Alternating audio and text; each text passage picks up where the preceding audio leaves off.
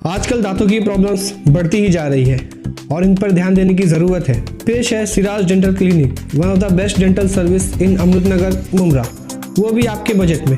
Specialist in teeth whitening, root canal, teeth implant, extraction, ulcers, braces, bridge, x-ray, full mouth denture. Severe oral problem के लिए surgeon भी available है with latest technology equipments and machineries. Oral care advice, anti-tobacco and cancer awareness with expert Dr. Rida Ifat, daughter of Dr. Shiraz Khan. Siraj dental clinic, जहां हर मुस्कान अनमोल है।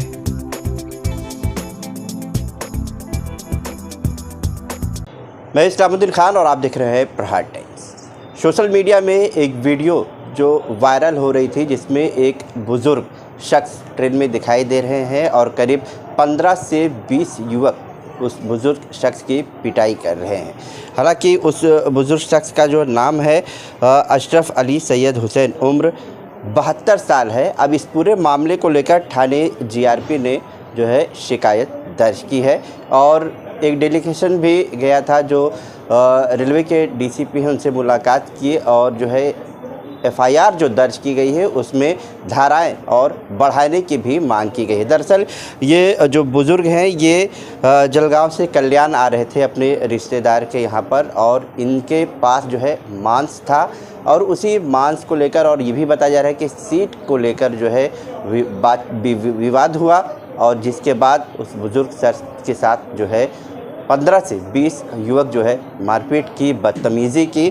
इसको लेकर जो है काफ़ी गुस्सा लोगों में देखा जा रहा है। हालांकि एफआईआर जो दर्ज की गई है उसमें नजीब मुल्ला और जो तमाम डेलीगेशन जो यहाँ से उनके समर्थन में आया था, जिनके नाम है ज़मीर शेख, आरिफ शेख और नाजिम काजी, ये लोग बैठे। ये सभी लोग की मेहनत जो है कहीं ना कहीं रंग लाई और रेलवे पुलिस ने जो है इस पूरे मामले को गंभीरता से लेते हुए एफआईआर दर्ज की है। नजीब भाई, क्या बताएंगे? आपने भी जो वीडियो देखा वो वीडियो जो है काफ़ी विचलित करने वाला वीडियो था। जिस तरह से एक बुज़ुर्ग जिनकी उम्र 72 साल है और इतने छोटे से उम्र के बच्चे से लेके उसमें बड़े भी थे, 15 से 20 लोग जो है उनको ट्रेन में सिर्फ मांस ले जाने की वजह से और बताया जा रहा है कि सीट की वजह से विवाद हुआ और मारा जा रहा था। बहुत ही शर्मनाक बात है कि इस दौर के अंदर भी ऐसे नौजवान जो बुज़ुर्ग को, जिनको तरबियत दी जाती है कि भाई जो बुज़ुर्ग हो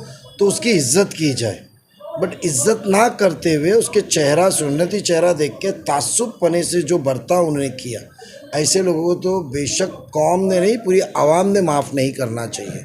बहुत ही शर्मनाक बात थी और खून खोलने वाला वो वीडियो था।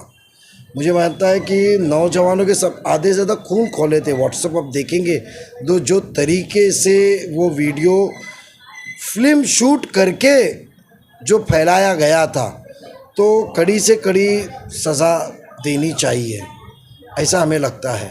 और उस सिलसिले पे मैं बहुत ही शुक्रगुज़ार हूँ कि वहाँ के ज़िम्मेदार का, जो नंदुरबार, दुलिया, नासिक से सब ने मिल के, इरफान भाई, काजी साहब, ज़मीर भाई, सब मिल के सुबह निकल के वो चाचा को लेकर आए। उन्होंने कांटेक्ट किया और जो 2-3 कल एक्चुअली पुलिस का काम था, जब वो वीडियो देखे तो पुलिस ने सख्ती से बर्ताव करना चाहिए था। ऐसी वो शख्स, नौजवानों को सज़ा देनी चाहिए थी कि कल कोई बुज़ुर्ग, वो हिंदू हो या मुसलमान हो, सीट का वाद हो या खड़े रहने का, कुछ भी हो, कोई ऐसे माँ बाप से भी बड़ी उम्र के जो शख्सियत रह गए तो उनके साथ इस तरीके से बर्ताव कोई धर्म सिखाता नहीं है। तो कड़क कार्रवाई करनी चाहिए थी। पुलिस ने नरमाई की थी। आज हमने स्पेशल आईजी रेलवे से लेके सभी को फ़ोन किया, डीसीपी को हमने मुहैया कराया, उधर मनोज पाटिल जी डीसीपी उधर आए, इरफान भाई को हमने, आरिफ भाई को हमने वहाँ भेज के उनका मुलाकात कराई और हमने मांग की है कि ताबड़तोड़ इसके अंदर कलम में इजाफा होना चाहिए, क्योंकि जब उनके जेब से जो पैसे निकाले वो कलम ऐड नहीं हुआ है। उनको पकड़ के डराने का, ट्रेन के बाहर फेंकने का, जो मॉब लिंचिंग और 307 जान से मारने की कोशिश जो की गई थी वो नहीं डाला गया है।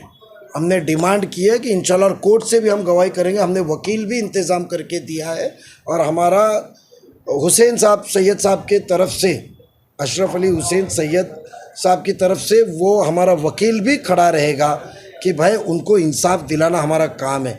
वो इंसाफ तो मोमिन के नाते से ही, बट ज़्यादा से ज़्यादा इंसानियत के नाते, कि उस शख्स ने, जो इंसानों ने शैतान का जो बर्ताव किया, उनको सज़ा मिलनी चाहिए।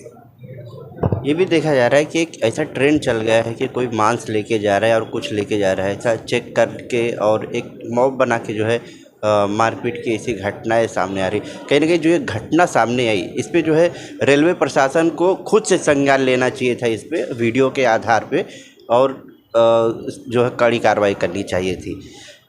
आप जैसा बता रहे हैं कि आपने भी कई लोगों को फ़ोन किया, रेलवे के आईजी को फ़ोन किया, और ये सब लोग वहाँ पर पहुँचे, उसके बाद जो है कहीं ना कहीं रेलवे ने एफआईआर दर्ज की। ये तो जब वीडियो सर्कुलेट हुआ और जब वीडियो ये धुले शहर में पहुंचा, तो धुले शहर में धुलिया के लोगों ने, आवाम ने वो शख्स को पहचाना, और जब आवाम हज़ारों की तादाद में उनके घर गई, तो ये अपने आप को बचाने के लिए खुद को पुलिस के हवाले किए, और पुलिस के हवाले जाने के बाद में एफआईआर दर्ज हुआ।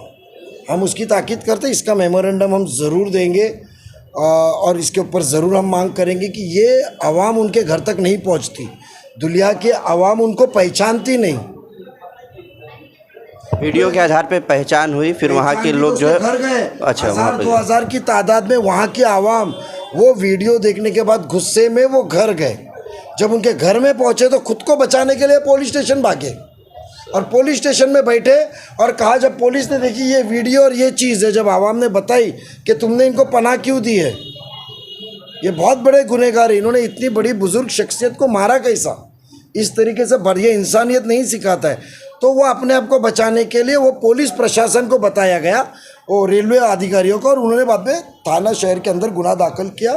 थाना से पुलिस वहाँ गई, रेलवे पुलिस, वो जो नए रूल के हिसाब से, संविधान के हिसाब से जो नए कलम है, उसकी वीडियो शूटिंग और वो सब करके उन्होंने यहाँ आके गुनाह करके उनको लेकर इधर आई।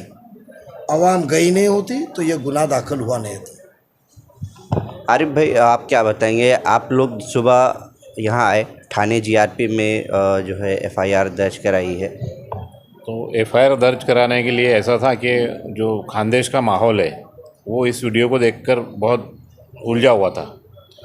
हमने जो अशरफ भाई है, उनके जो लड़के हैं गुड्डू, उनको बोले कि आप जाओ, वो रास्ता देख रहे थे कि वो वहाँ 40 गाँव आएंगे तो हम लोग यहाँ तकरार दाखिल करेंगे, लेकिन उतना वक्त नहीं था क्योंकि टाइम ज़्यादा हो रहा था, और लोग उधर अफवाहें फैल रही थी कि इनका इंतकाल हो गया, ये बुज़ुर्ग ने आत्महत्या कर ली, तो उसकी वजह से माहौल ख़राब हो रहा था। तो हमने उनके लड़के को बोले कि तू वहाँ जा, अगर तेरे से नहीं होता होगा तो हम लोग वहाँ आते, लेकिन कंप्लेन वहीं दर्ज करा। यहाँ आने के बाद में नजीब भाई ने हमारे को पूरी तरीके से सपोर्ट किया और डीसीपी से भी मुलाकात करवाई।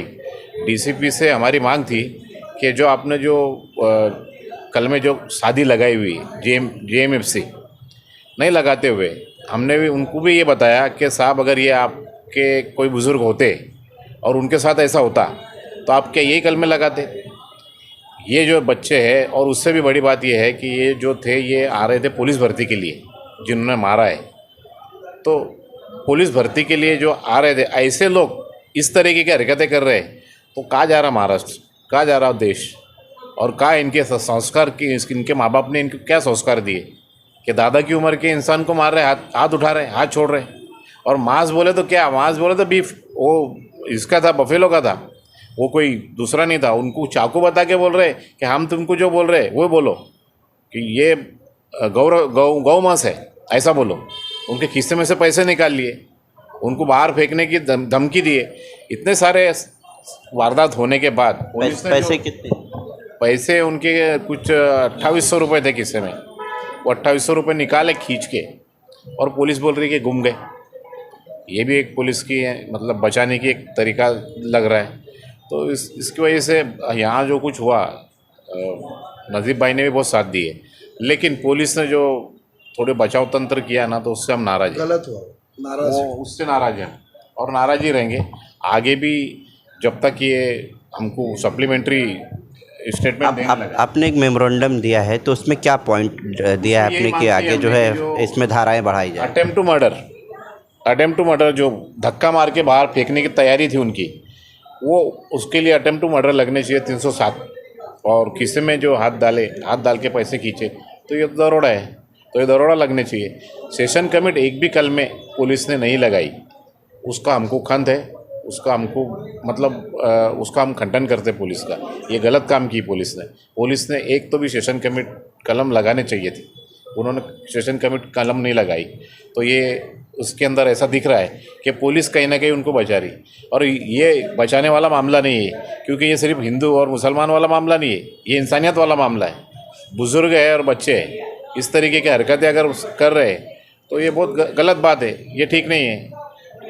आगे चल के अगर इसको पुलिस लोग नहीं रोकते तो उनको महंगा पड़ेगा। फिर कुछ हम इधर से भी कुछ लोग करेंगे ये हरकतें, तो कायदा सुव्यवस्था का प्रश्न। जमीर भाई, जिस तरह से घटना हुई, कहीं ना कहीं एक लोगों के दिल में इस वीडियो को देखने के बाद एक सहम हुआ, और जो बुज़ुर्ग हैं, एक जो बच्चे मार रहे हैं, कहीं ना कहीं वो एक पिता के बराबर थे, और इस तरह से उनको मारना, डराना, धमकाना। मैं तो बहुत आहत हो गया जब ये वीडियो देखा। सबसे बड़ी एक इंसानियत ये हिसाब से हम निकले घर से, आज वो बुज़ुर्ग आदमी को सपोर्ट करने के हमारा तो मेन मकसद था कि कल कोई भी किसी पे हाथ उठाने से टाइम सोचे कि कायदा सुव्यवस्था एक चीज़ है, संविधान एक चीज़ है, मानवाधिकार एक चीज़ है, ये छोड़कर अगर कोई किसी मार रहा है, पीट रहा है या ख़त्म करने की कोशिश कर रहा है, गलत है, वो तो हम शुक्रगुजार है। यहाँ आने के बाद में हमने नजीब भाई से संपर्क किया, नजीब भाई ने फ़ौरन एक वकील, एक एडवोकेट भी दिए, हमें सपोर्ट भी दिए, एडिशनल कमिश्नर से बात भी किए। बुरा इस बात का लगा कि कुछ लोग यानी जो बोलते हैं अपन खुद का उल्लू सीधा करने के वास्ते कौम का यूज़ करते, और जब कौम को ज़रूरत पड़ी तो भाग जाते। तो अवॉइड करने वाले, जो अवॉइड करने में स्पेशल लोग हैं, उनका हम निषेध करते, और जो कौम की खिदमत में रात दिन खड़े रहते, अल्लाह उनको जज़ाए खैर दे, ये दुआ करते।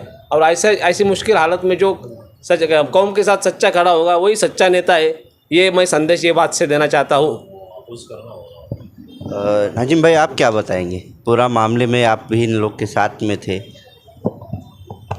जी देखिए, बात इस तरह से हमें जैसे ये सोशल मीडिया पे वीडियो वायरल हुआ और इसकी अफवाहें सब पूरे खानदेश में और सब जगह फैलने लगी, तुरंत हमने आरिफ भाई ने एक्शन लिया कि हमको वहाँ पर जाना चाहिए।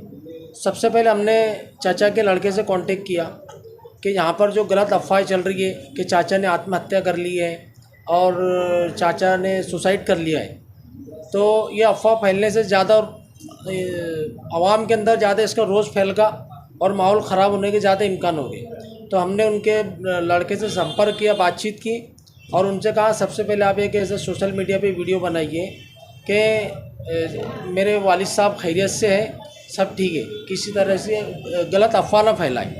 और फिर उनसे उन्होंने कहा कि हम इसके ऊपर एक्शन लेना चाहते हैं, क्योंकि जब ये हादसा हुआ उस वक्त के अंदर किसी भी तरीके की कोई रिस्पॉन्स नहीं मिला था, उनके ऊपर ज़्यादती हो रही थी।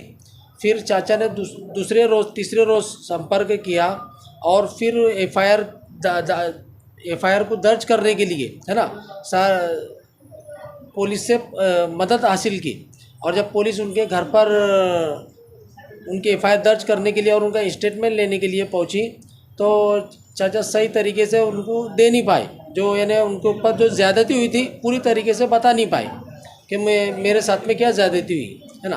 तो उसके अंदर कुछ चाचा को जो बातें बताना थी, हम चाचा के साथ में थाना पुलिस स्टेशन के ऊपर आए, जीआरपी ऑफिस के अंदर डीसीपी साहब के पास में जो हमको चाचा ने जो बताया था उसको हमने इंक्लूड किया और वो सप्लीमेंट भी उनके साथ में हमने दाखिल किया। अब हम प्रशासन से ये उम्मीद करते हैं कि ऐसे आरोपियों को और ऐसी मानसिकता रखने वाले लोगों के साथ सरकार प्रशासन कड़क से कड़क कार्रवाई करे, ताकि दूसरों लोगों को इससे नसीहत हासिल हो और किसी तरीके की इस तरह से अब कोई ऐसी घटना ना हो।